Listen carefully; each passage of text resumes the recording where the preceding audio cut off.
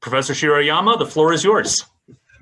Yeah, thank you, Paul, and welcome to the GPPN 2021 Conference Deans Roundtable. So I will be moderating this session. This is Hideaki Shiroyama, Professor of the Graduate School of Public Policy at the University of Tokyo, and I used to be a dean from 2014 to 16. So it's very nice to be here again and to get to talk with you. Today, we'd like to talk about the digitalization, digital governance, and transformation of the public policy education.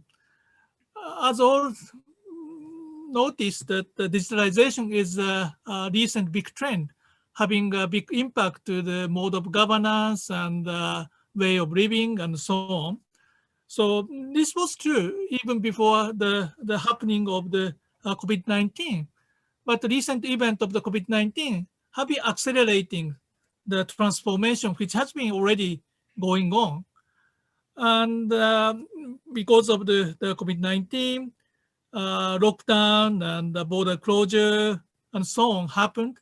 And because of that, the people have to have a new way of the remote work and so on. And also education itself is changing. And also to deal with the public health issue, we have to introduce the monitoring system and so on. So those are the example of the impact of the digitalization. And those kind of the trend has been complemented by the movement toward the decarbonization. Of course, some of the movement are contradicting to each other, but sometimes it's complementary to each other. So anyway, those are having a very big impact to the current public policy and mode of governance. So that's one of the very big topic we'd like to discuss today in this roundtable, and also its implication for the public policy education we are practicing. So we have limited time, so I would like to pose you basically the two questions, and then I'd like to ask each of you to respond briefly to 2 minutes or latest 3 minutes. Then after that, maybe we'd like to also get the question from the floor students so that we can have an interactive session. So the first question I'd like to pose you is the impact of the digitalization. The COVID-19 pandemic has further accelerated the global drive to the digitalization and e-governance. What is your take on this trend in terms of the opportunities and the risks for the role of the states or for the role of the firms or the public policy, public-private partnership? So this is the first big question I'd like to ask you to respond.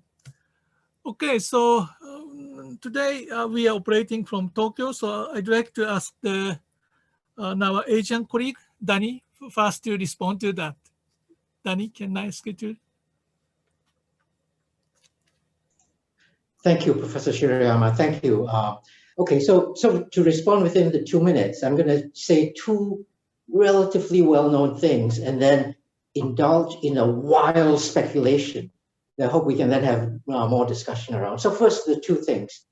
I think in terms of opportunities and risks, nearly from the perspective of a public service official, from public policy making, nearly everyone's view of the basic problem boils down to something like this. On the one hand, there are good things. On the other hand, there are bad things. On the one hand, the good things include, the ability to, with digitization, produce greater resilience, improved efficiency, better design and targeting of public policies, all that's good. On the other hand, citizen privacy, confidentiality, and security.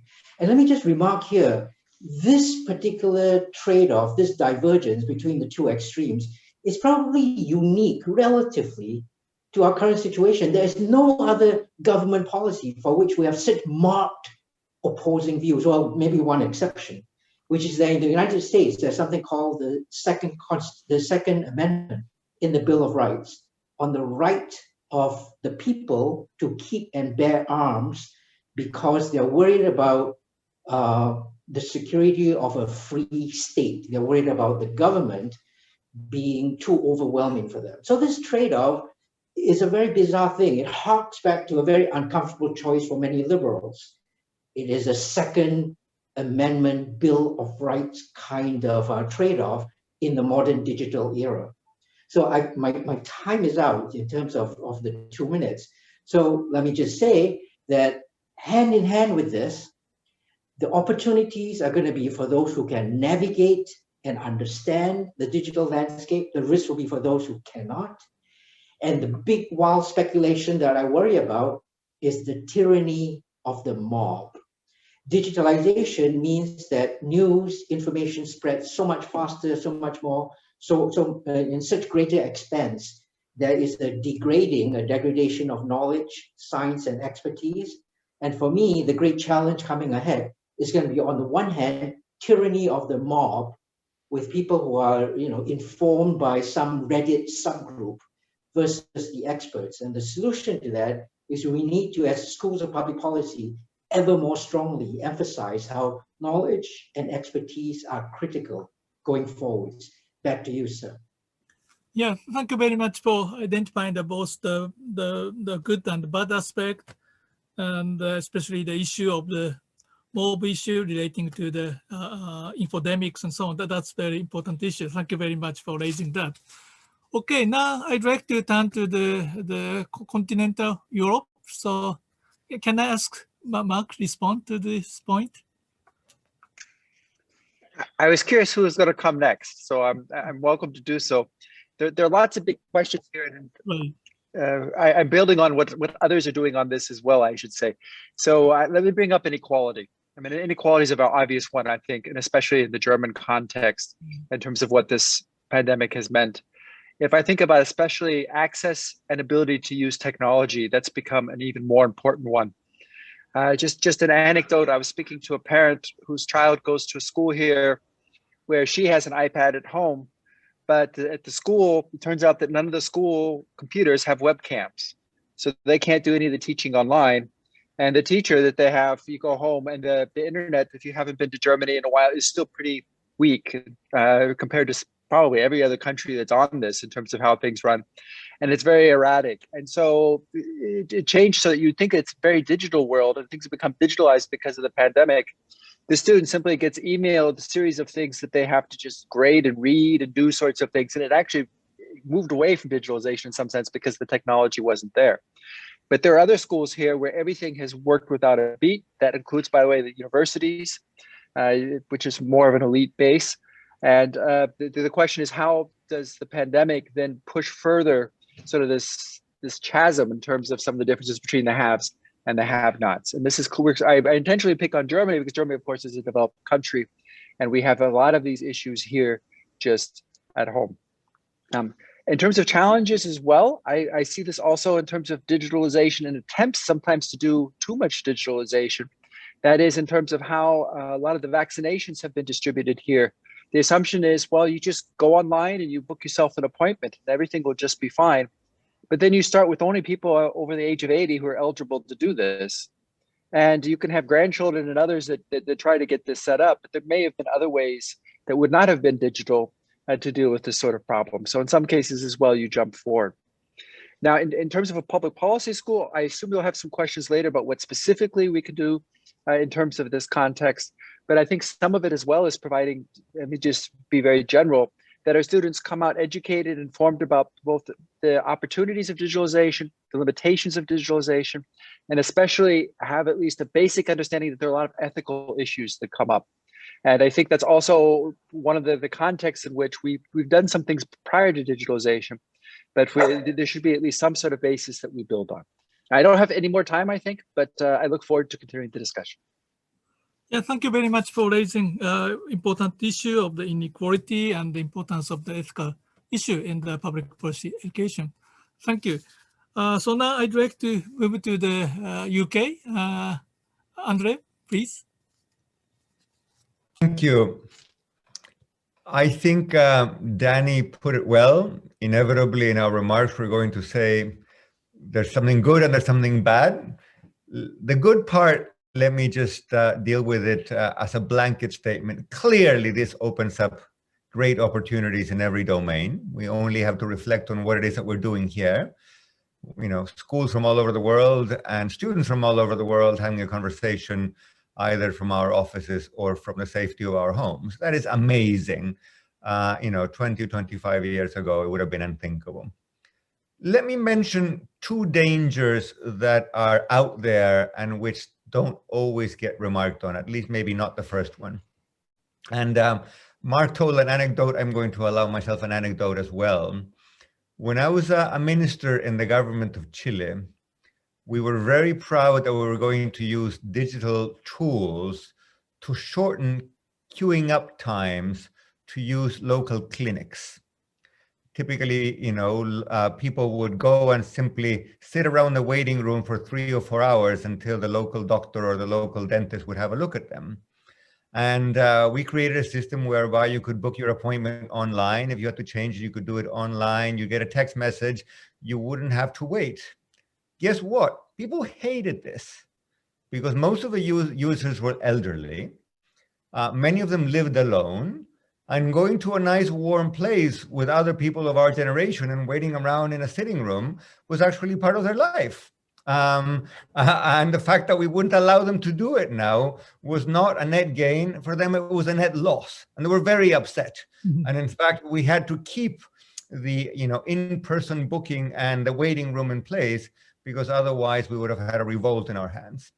Message here, it is very hard to anticipate the kinds of effects these changes have. And therefore, we need a really flexible step-by-step approach. There may be many offshoots, social, human, health-related, etc., that we as social scientists cannot hope to forecast. Second thing that I worry about politics generally, but about one consequence of the digital for the political.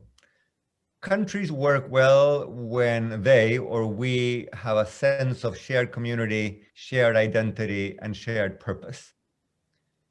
Digitalization is great in many domains, but it tends to destroy that sense.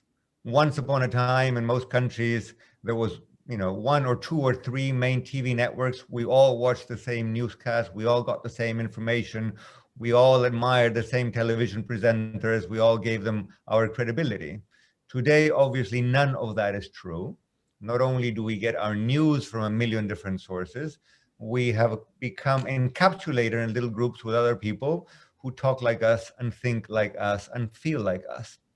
This is doing terrible things to politics. And I think, as a School of Public Policy, we should be thinking of ways for dealing with this. This morning we had one presentation that had to do with, disinformation, which is deliberate spreading of false news. That's one aspect of the problem, but I think there's a more subtle, but also more insidious aspect of the problem, not based on people deliberately doing the wrong thing or manipulating the public sphere, but simply something that is very human. We like to talk to people who are like us, and now we can do it without leaving our homes. That may be good in some domains, but it is really terrible for the civic spirit that keeps a nation together, and I worry a great deal about this. Yeah, thank you very much for raising the several issues. Those are the very important food for thought, especially for the public policy area. So those are the very important issues. Thank you very much for raising that.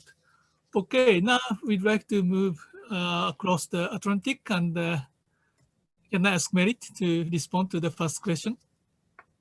Thank you very much. And first, let me just say again in this forum how much I value this GPPN partnership and feel it's such an extraordinary opportunity for us to work with the extraordinary institutions around the world. And I hope participating students feel, as I do, that this is a very, very special experience. With special thanks to our hosts.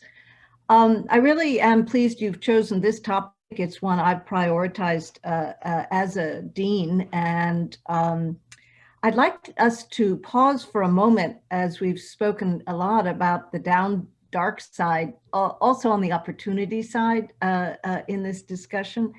The opportunities for education, but also for financial inclusion for delivery of government services, for advancement of healthcare, of measures that support economic growth, including for small and medium-sized businesses, for lowering costs to consumers. These are just a few, I think, of the positive features in the commercial and economic sphere. But of course, the new additional side that hasn't been mentioned yet is the new risks in cybersecurity, as well as the privacy, the additional vectors of geopolitical tension that this is producing is also requiring new policy frameworks within countries and at the international level, and striking that balance on privacy, security, innovation, transparency, while allowing for globalization is really a challenge. And I think, regulatory policies are, when they're in flux within countries, they're extremely difficult to create frameworks across countries. And I think nationalism and protectionism are longstanding challenges in the world, and they are continuing and expanding in the digital world.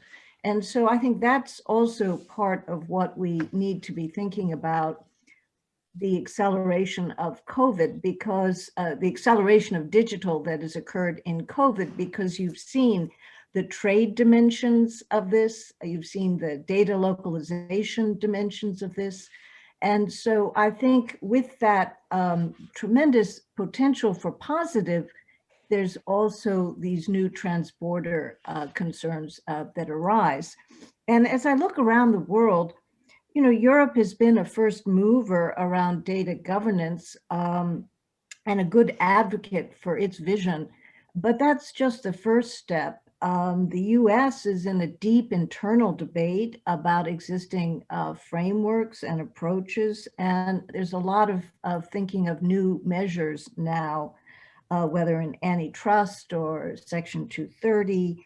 This is going to accelerate in the next few years. The private sector is driving the innovation, both with government and particularly, I think, in financial services and healthcare, and including now central banks are moving into this conversation. So tremendous opportunities for innovation and requiring, I think, new skill sets for our students and new training. The challenge, of course, for all of us is in programs that are only 2 years long, how do you add, and what do you drop? And what is that essential skill set going forward? I have some ideas on that, but perhaps that's where you might next consider us discussing. Yeah, thank you very much for raising the opportunity aspect and also role of the, the private firms and private sector, even though sometimes, the politicization happen relating to the data localization and so on. So that's another, I think, very important aspect. So thank you very much for raising that issue. So now moving to the Pacific, to Japan, coming back to Japan, and I'd like to ask Hiroshi to make your comment. Thank you. Thank you very much, Hirayama Sensei. And I was thinking about the roles of state and private, in the age of digitalization since I received the question. And I thought that, we should have, two things in mind, two features of digitalization in mind. One is that, as Danny said, digitalization makes things move very fast. This is one feature that, we should keep in mind.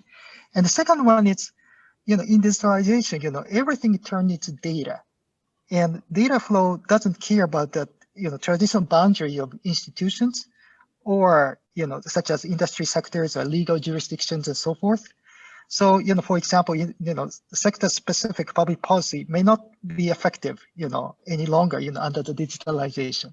So I think, having two features in our mind, and I thought that, if we can leave, public policy to states only, then, I think that, we could end up with an unhappy consequence because, although, state cares about, public interest, it is often not good at, technological progress.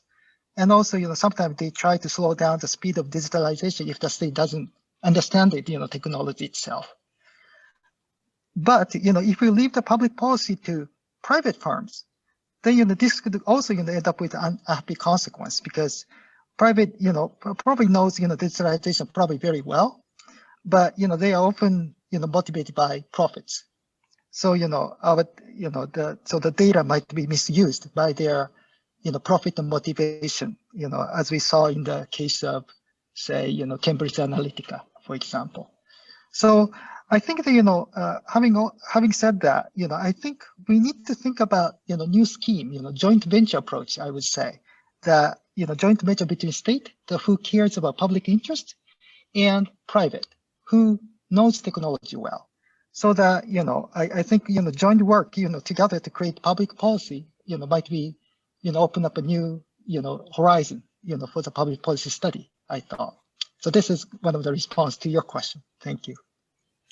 Yeah, thank you very much for raising the actor aspect of who should be playing a role for how to say the regulating the structure. That's a very important issue. Yeah, thank you very much for raising the issue. Maybe we don't have so much time for discussion. Maybe this can be a good topic for the discussion. But anyway, the digitalization, the typical issue, having both the positive aspect, but also the potentially the negative aspect, and how to govern that is one of the potentially the very big issue in the current public policy, and the role of the state or the firm or some joint venture, as Ohashi Sensei mentioned. This seems to be one topic which we can discuss, and maybe the data trade issue and data governance issue is one of the area those kind of issues are practically discussed at the various level, and somehow Japan is trying to do something in the scheme, and we have a system in the US and Europe, and also the China has a different scheme. But in the case of Japan tried to set up a TPP with the major Asian Pacific countries, but also with the US, the digital agreement, but also with the EU. They also have a bilateral agreement relating to the GDPR, and also having RCEP, including China. So try to do something, but how should be the logical base for that is a very interesting challenge for the Japanese public policy issue too. So maybe I just would like to mention that this is a very good topic for the discussion of the public policy school. Okay, now we'd like to move to the second point. Already some of the responsives touched upon the impact to the digitalization of the impact of digitalization in the education process in general, and especially the having an impact to the content of the public policy school education. So, okay, maybe I'd like to ask the same order to respond. Can I ask the Danny first?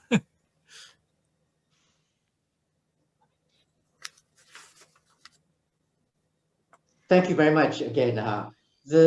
Okay, so when you began to describe what you were going to ask me, I thought, okay, how should public policy education change? I began to write down a list, but then I realized I would never finish writing down that list.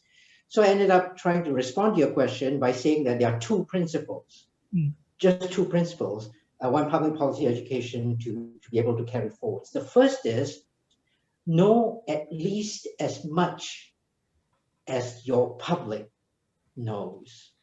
You have to have a little bit of an edge over the citizenry. Now, why is it useful to even state something that's so obvious? The reason is what the public knows is now changing so quickly, so dramatically. In order to actually engage in public policy, you have to know what the public are thinking. So, before this, under the old stage, under old non-digital technologies, things move gradually, and as long as you had a couple of decades of experience in the real world, you kind of had understanding of what the real world people like. Now, not the case.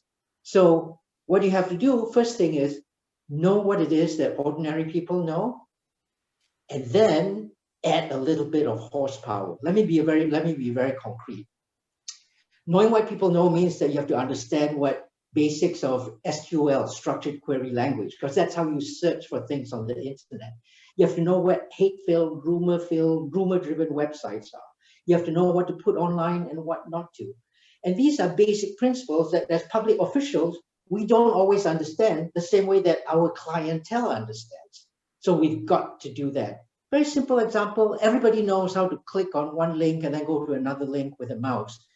What people don't seem to know is that you can break down the URL that appears on your browser and make it do something completely different, even when you just click. Public service officials need to know how to hack the system by breaking down a URL. So that's kind of the principle.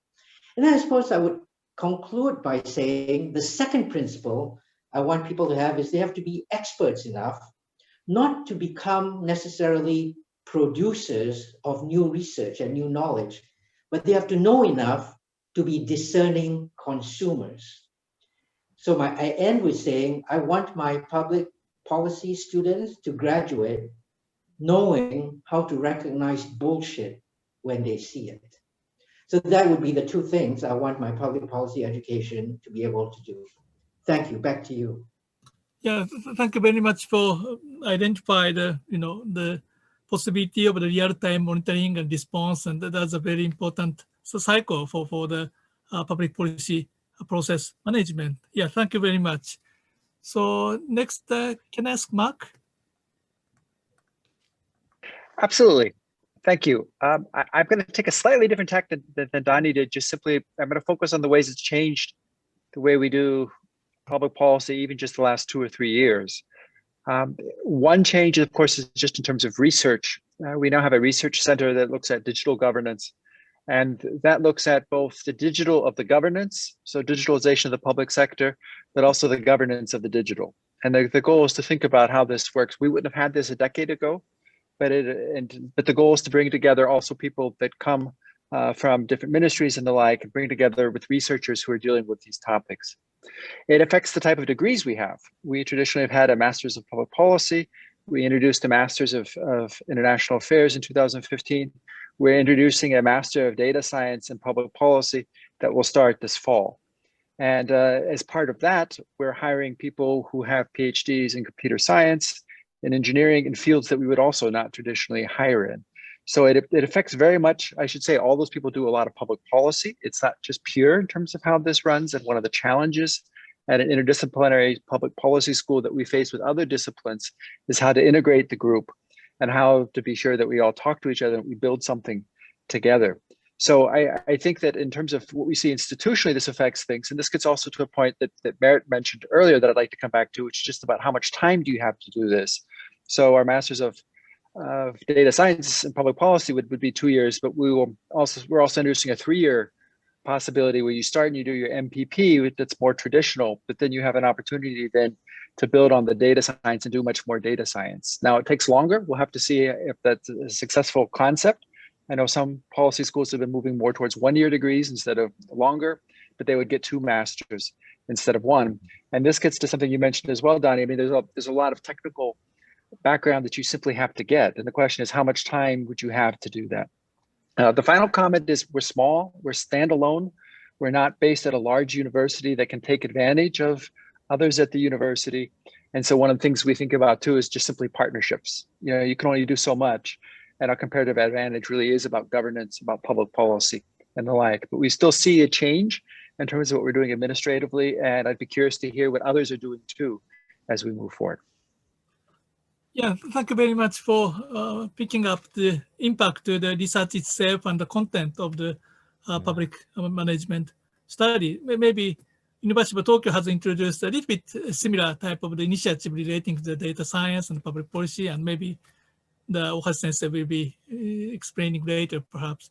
Okay, welcome, Yang. Thank you for joining. And so far we have been discussing about the impact of digitalization on the politics and public policy in general. Then now we are moving to the issue of how that kind of change will have impact to the public policy education or education in process in general. So yeah, if you have any comment on those 2 points, we'd like to hear from you too. Yeah, please. Yeah, thank you very much. So first, relating to the first issue, let me put the discussion under the issue of trust in government and to what extent e-government or digitalization could increase trust or not in government. And I think it's a key issue because when you look in the perspective of the COVID crisis, countries where the trust in government was higher really managed in a much better way the crisis, because first in terms of social constraint in the elaboration of policy, but also in terms of compliance of citizens, of adhesion towards policies, this element was key. And to my perspective, I think that digitalization provides a lot of opportunities, obviously, to increase this level of trust. I would say first in terms of transparency. The transparency of data in terms of epidemiology was exceptional during this crisis. In terms of efficiency, also in the way you deliver public services, in terms of education, in terms of health. So this is also great opportunities to rebuild trust of citizens towards institutions, towards our own students who will become the future experts and the future top civil servants. But there are also some pitfalls. And actually, I see at least two. The first one has been mentioned by Mark in terms of inequality in the access to e-government. The second one is really the fact that you really need also to build social trust, generalized trust between citizens. And digitalization of public services will not be enough. You need also some social contact. For instance, in the French context, there has been a riot called the Yellow Vest movement in remote territories, what we call the geography of disconsent, when public services have disappeared. When they don't want e-public services, they don't want digitalized public services, they want social contact with people in those territories. So I would really stress the fact that it is not a magical recipe. And on the second dimension about the training of our future students in the School of Public Policy, I think that having a bridge between data science and public policy will be really the future. Data scientists cannot think in silo. And actually, this is a failure when we don't think about the institutional framework, the legal framework, an issue of ethics, of sovereignty. Actually, you end up with really bad solution. On the other hand, our current public servants are not familiar with data science. They don't really understand, they know how to regulate, but they don't know how to code. They don't know really the architecture of the data. They don't know the data visualization. They don't know the issues that are raised by data science. So we really need this kind of hybrid profile that could really make the bridge between precisely data science and public policy. But it raises key issues because we used to have students with a social science background, not necessarily an engineering background. And in general, data scientists much prefer to go to business rather than to the public sector, where actually compensation are much lower. So we need to give a sense of purpose to the students. And I'm sure that all the students around this conference in this audience have this sense of purpose to make sure that they will really enter this kind of new masters. Thanks a lot. Yeah, thank you very much for raising the issue of the trust and also the importance of the, how to say, the physical contact in the context of the digital situation. That was the issue already mentioned by Andrea before, and also the digital and public policy and the data exist in the context. So maybe understanding the context is also important even for the data. So that's a very also important point. Okay, can I ask Andre to put your view on especially on the education aspect? Thank you. I share a lot of the points made by colleagues already, so I will be brief. I think Jan at the end of his remarks asked a question which I've been thinking about a fair bit. Parenthetically, like Mark, we're also introducing a joint degree between data science and public policy. So you're ahead, Mark. We're not going live for another year and a half or so. So we will learn from your achievements. But the big question is, we are public policy / social science experts. We're not MIT, or in London, we're not Imperial. So what do we bring to the table? What can we hope to achieve? And what can we do better than our competition? I think Danny, in his initial remarks, put the finger just on the right point. So I'm going to repeat that, the very clever wording he used. We want to train our students to be very well-educated users and consumers, not necessarily producers of technology. And I think this is absolutely key, of course, because, if we're talking about technology alone, the MITs of the world will always be better, right? So what we bring to the table is the social science aspect, the practical aspect, the political aspect also. And that means that we want our students, and in the future, the public policy makers that we help train, to be educated, but also in the technology and the understanding of the technical aspects, but to bring a whole additional perspective, which has to do with the kinds of things that we're talking about, which has to do with how it affects politics, how it affects daily life, what are the byproducts that are hard to anticipate, et cetera, et cetera, et cetera. The other point that I wanted to make is that I think we need to inject, or help inject, a healthy doses of skepticism about technology. I don't mean to be a Luddite. I don't mean to be somebody who's going to be dragging his feet. But if you've spent any time in Silicon Valley, say, and I have to some extent, I will confess that I am a little bit shocked and sometimes a little bit worried that to every social problem, there is a technical answer. And the technical answer, of course, has not been implemented because politicians and bureaucrats are all stupid. And if you could push the politicians and the bureaucrats aside, then the techies in Silicon Valley would do away with poverty, inequality, and pollution within 24 hours. And technology is absolutely great. Again, we wouldn't be doing what we're doing right now without technology. But as social scientists, we know that poverty, inequality, and global warming have causes that are not strictly technical. So I think we want to say to our students, go forward, use technology, become educated consumers of it, digitize governance, digitize government, but beware, because the nature of social problems goes far beyond technology. They cannot all be solved via an app. Let me stop there. Yes, thank you very much. And skeptical and professional user is very important. Thank you very much for raising the point. Okay, now can I ask Merit to respond to the second point? Thank you very much. At this point, it's always a question of not what hasn't been said. These are such smart and insightful innovations and comments.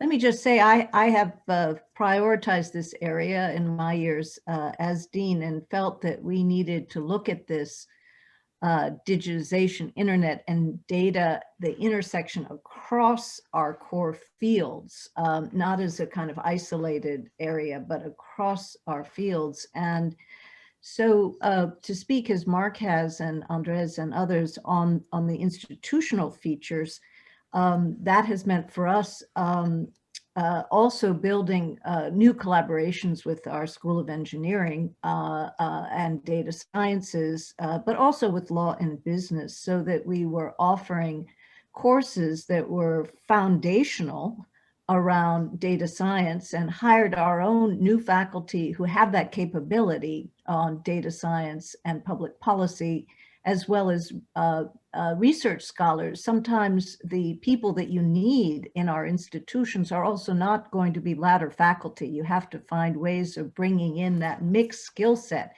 I think, into our community, which is a challenge for our institutions, but one we have done.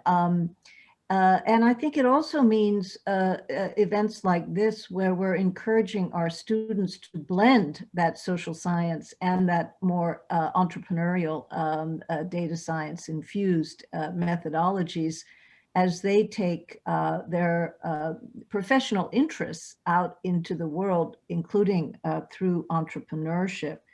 I think we need to be more ambitious still and see our institutions as helping to build a field. And that requires time and an investment, and recognizing this mixed skill set needed by young PhDs and finding ways to support them as we have tried to do. 20 plus years ago, schools of our kind started to, mainstream economics for everybody, a sort of level of economics. And we have now a year of economics and a year of statistics, whether you're interested in human rights or you're interested in finance. And I think now we do have to layer on a level of data analytics, data science on top of that. And our students are demanding it. So it's not a top down, it's very much coming out of our students. And I agree with the important point that Danny made and Andres underscored. Most of our students are not going to be the technical experts, but some are. And all of them, or more of them, I think, are going to be needing to work in teams in the professional setting, whether in the public sector or the private sector, that include technical experts. So I think creating opportunities, not everyone, but creating opportunities for a degree of competence and foundational knowledge in working with technical people, even as indeed, I think the core mission is that intersection, as Andres has said and Jan has stressed, on social science and the analytical capabilities. Let me stop there. Yeah, thank you very much for referring to the organizational impact on the schools and the university, and that's also a very important dimension. Thank you very much. So finally, Hiroshi, please. Thank you. I'm going to talk about a little bit different angle. Having experienced COVID-19, I think we realized that traditional education system has lots of constraints. And I would say, there are three major constraints. One is a space. The number of students attending the class is actually essentially not constrained anymore, because we're using Zoom, right? And the second one is distance. You don't have to commute, or you can easily invite people at the distant location to coming up, over Zoom to teach. And the third one is, I think, time. If you record your lecture, then you don't have to, repeat your lecture every year, the same courses. So, having those, constraints released by COVID and online teaching, GRASP actually experiment, the course titled the Digital Governance, as Mark, mentioned the name. And what we did is basically, we do online and we open up the courses, not only to the student, but also outside people, outside of the campus, non-students, allow them to, take the class, digital governance. And also we invite specialists, all over the world, from OECD, from venture capitalists, related to anyone that related with venture capital, we digital governance, we invite, this course. In total, I think we invite, more than dozens of, foreign speakers actually speak on the Zoom. And also, it's easy to simultaneous translation, using Zoom, so that we actually use simultaneous translation to cater to the Japanese people that don't really, understand, English at all. And it actually, the favor very well, received, well, for the course. So we kind of, still thinking about, how to take advantage of, digitalization on the public policy education. And, I learned a lot, from you, from the deans, and we are, nice to, discuss more about, how to improve the quality of public policy education. Thank you. Over to you.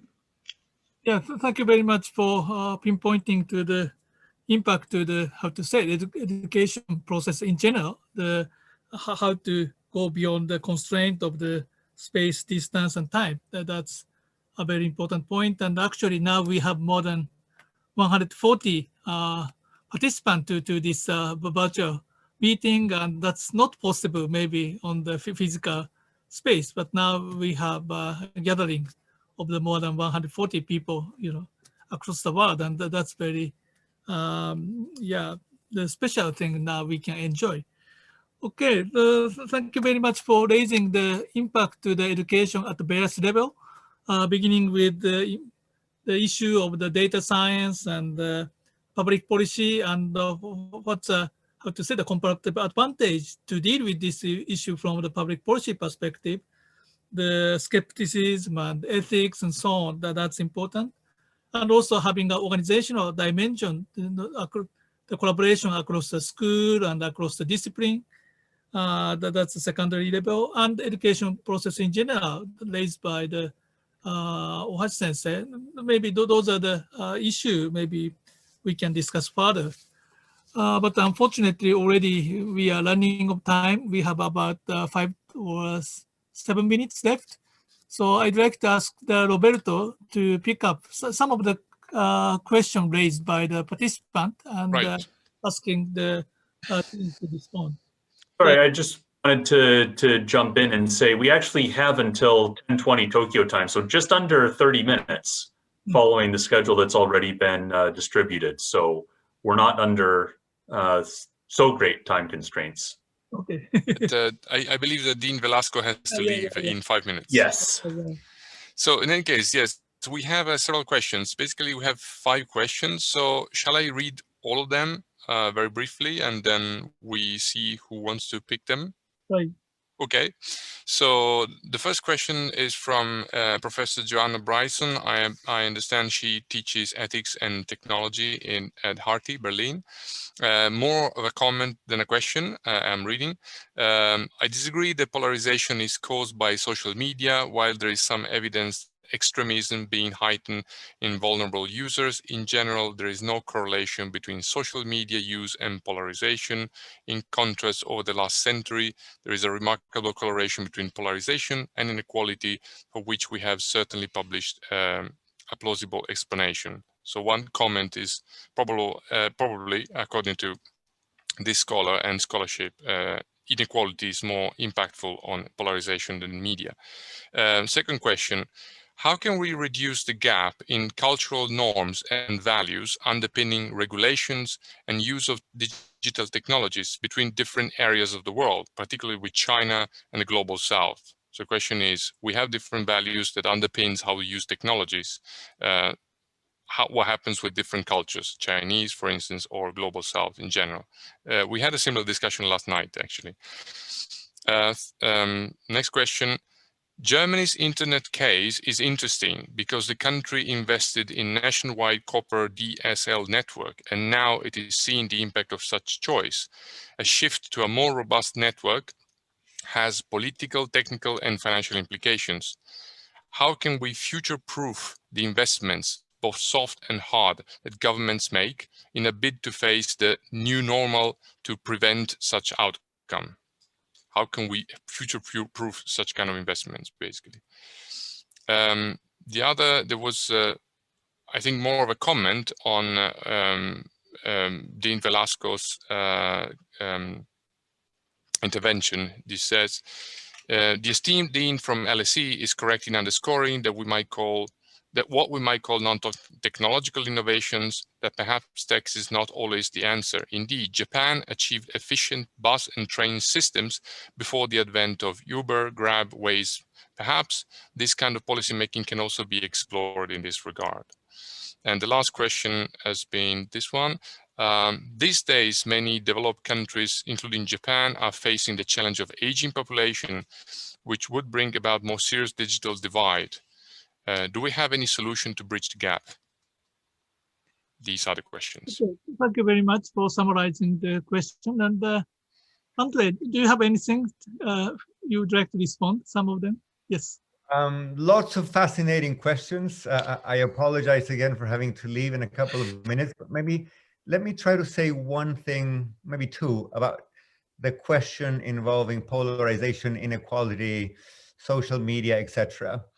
This is a debate that's been going on for a while. There are proponents of the view that technology is to blame, proponents of a view that culture is to blame, others that simply say that inequality is to blame. Clearly, we're not going to settle that debate in the next 5 minutes. It's big and messy and complex. But let me alert you to one, I think, empirical observation which tends to be neglected. We have seen a rise of bad politics, polarization, populism, extremism around the world. And it has happened in countries where inequality got worse, the US and the UK. But it has also happened in countries which until recently were being lauded for reducing inequality. Brazil, for instance. You know, President Obama said that Lula was the most popular politician in the planet because he had done so much to reduce inequality in Brazil. Well, Brazil today has a right-wing populist president who fosters division within Brazil and thinks that COVID is really not a threat because scientists, of course, are all elitist and ignorant. If you think about economic performance, we've seen populism rise in economies that have stagnated, some advanced economies, but we've also seen populism with authoritarian undertones rise in countries where economic growth has been stellar over the last decade. A country like the Philippines, a country like Turkey, for instance, had growth rates of over 7% after the world recession of a decade ago. Within Europe, some of the fastest countries in the European Union, fastest growing countries, are Hungary and Poland. And Hungary and Poland, I think would be fair to say, have become more polarized and somewhat less democratic, actually a great deal less democratic in the case of Hungary in their politics. So I worry sometimes that the world is being a victim of the Anglo-American view. Things that may be true about polarization, inequality, and politics in the US and to some extent in the UK, that explanation gets applied across the world. And in much of the world, I think at least, it is not appropriate, it is not very revealing, and it can be, you know, really misleading. Having said that, I am afraid that I've got to run. This has been a wonderful meeting. What a delight having the possibility to share a stage, a digital stage with the colleagues and the students from all these great universities. And we will all see each other later. Bye-bye. Yeah, thank you very much, Andre, and thank you very much for participating. Okay, maybe remaining time, I'd like to ask each team pick up the specific point you'd like to respond. And so you don't need to respond to everything, but please pick up some of the point and respond to the question. So anyone would like to be the first? And yeah, maybe. Okay. Yep. I'll get us started. I'm not usually in the habit of quoting 20th century socialists, but there is a marvelous statement once made by Gramsci that the old are dying and the young have yet to be born. And that's how I feel about some of the challenges, you know, that old institutions that were created in one moment are increasingly less able to deal with the challenges of today. But we don't have replacements and we don't have new ones. And so we have to try to revitalize the existing ones to the best of our ability, even as we create new approaches. And I say this in response to the question about how do you reduce gaps given differences across systems? How do we deal with that? So I think we have to try to use the institutions that we have both within countries and across them, multilateral institutions that like the WTO, you know, like the WHO, like the IMF, the World Bank. Each one of these have their own flaws, but you know, we have to use them to the extent that we can to deal with some dimensions of these challenges. And we probably also have to be thinking about creating new mechanisms and fora. And I think, the world has seen a shift from a moment dominated by US pressure, I think, to create hard rules, to create where others, more and more countries in Asia and elsewhere have been pushing for principles-based arrangements. And I think when it comes to these new frameworks around the digital economy, where there are vast differences, you need to have, I think, some working groups of private and public sector coming up with new principles around governance that only over time necessarily will be put into hard rule, frameworks, whether trade agreements or domestic law. To me, that's the experimentation that we see and has started, whether it's around cyber or around data governance or around AI. And we need a lot more of that, of these expert communities and mixed communities developing kind of common denominator, shared norms, and ratcheting those up. Those would be some things to think about on that question. Yeah, thank you very much. Okay, who will be the next, please? Okay, the Hiroshi. There is a question or comment about digital divide or digital gap. And, I think it's a very important issue, especially in this COVID, era, because, we often use a digital, device that, some generation or some community, cannot really access to.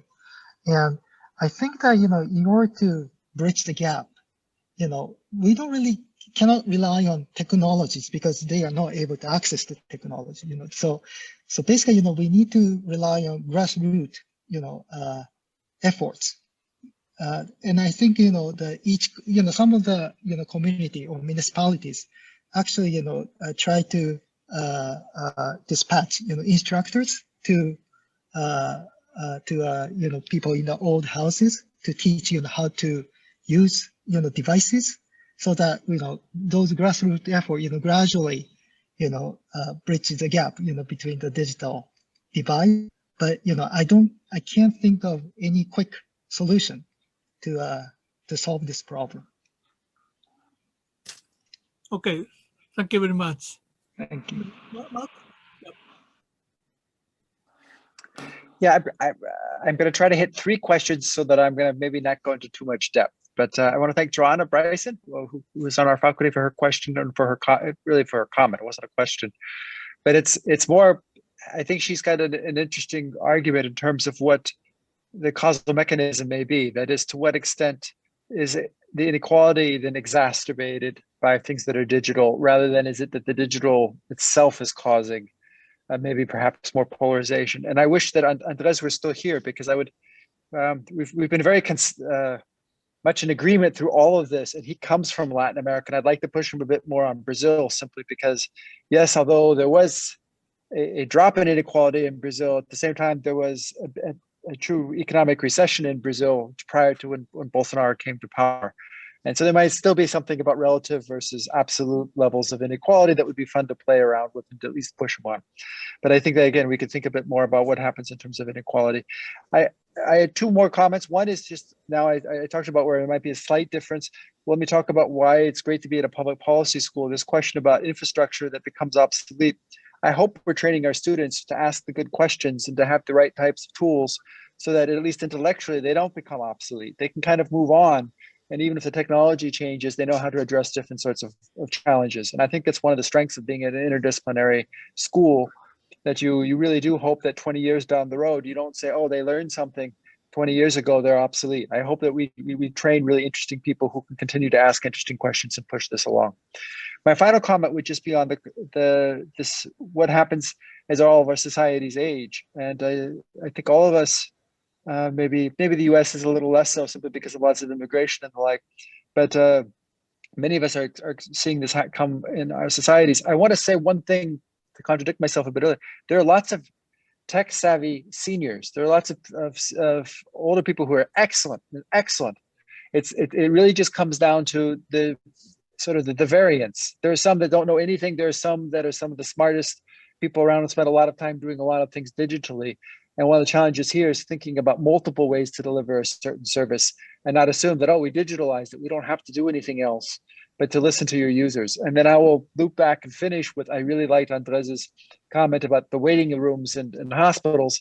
A lot of this comes down to getting to know who your citizens are and what their needs are about.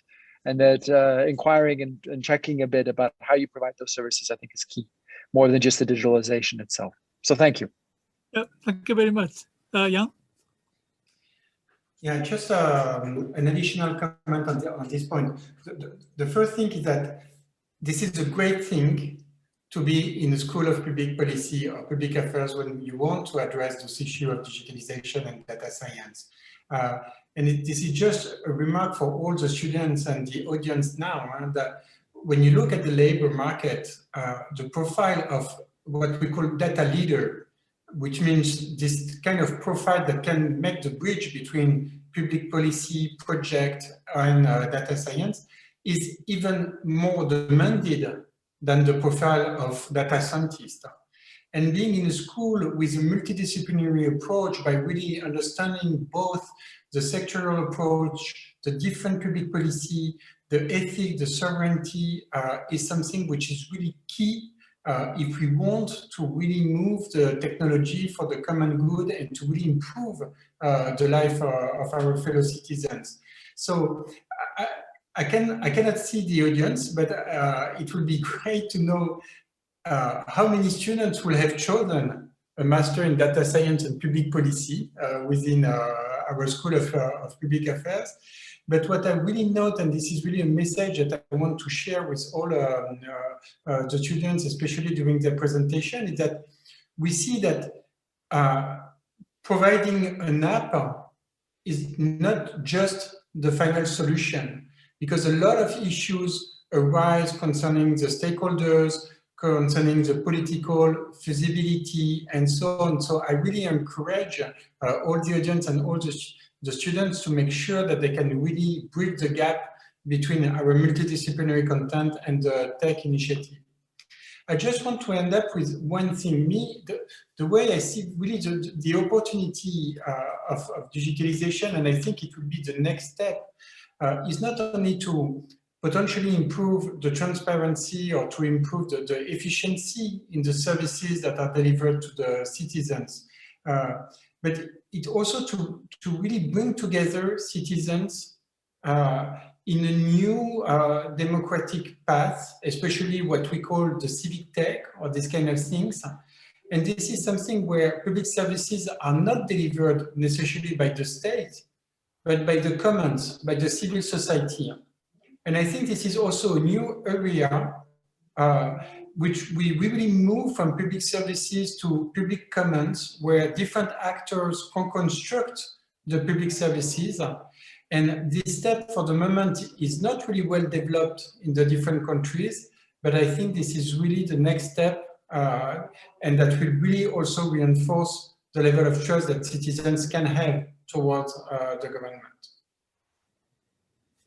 Good. Thank you very much. So Danny, some final. Yeah, thank you. So this time I get to be the last one to go. If I may, can I just pick up on a number of points that my excellent colleagues have responded to in terms of the questions. And there are two in particular I wanted to talk about. On one of those, I am quite, I think my view is quite different from my colleagues, but on the other, the same. I just want to add some more data. So on the question about norms and values, implicit in that question was the idea that we ought to have some kind of a universalist approach to norms and values. That eventually, we want everyone to have the same norms and values. And my, for me, the essence of being a liberal is that I welcome everyone with different norms and values and beliefs and understanding. That's what makes economic trade work. That's what makes for a diverse cultural experience. I welcome that. The only situation where having divergent norms and values might impede progress is if those norms and values then result in standards that don't interoperate. and the world bifurcates, or worse, into situations of competing standards. But I just remind everyone, this is way back in the pre-internet days, there used to be a Macintosh computer system and an IBM PC computer system, and everyone worried about how those two systems were incompatible. But over time, without any explicit agreement, these systems converged, and the best features of each of these systems survived. I am a believer in the idea that what we want to do is to have competition in standards, norms, and values. Let there be diversity. Let's not worry about convergence. Let's proceed to see the best ones evolve. And we should be open. I mean, if we're liberal about how the world needs to operate, we should not be imposing on others with different norms and values than ours, our norms and values. Let the 100 different ways of thinking proceed. Now, I realize that's not always the best way to approach, but from my perspective as a markets-based, free market liberal, that's the way that I think we should proceed. Let me conclude by speaking to Professor Bryson's very interesting remarks about the correlations she's discovered, and also make reference to what Mark and Andres has said. Inequality is one of the things that I do research on. And one of the things that Andres said is really striking. He said, let's not let the experience of the United States or certain parts of Western Europe, like the United Kingdom, be extrapolated to how we view the entire world. And I'm completely with Andres on this. The United States is the only major economy in the world for which a rise in inequality has led to an immiserization of the poor, not relatively speaking, absolutely speaking.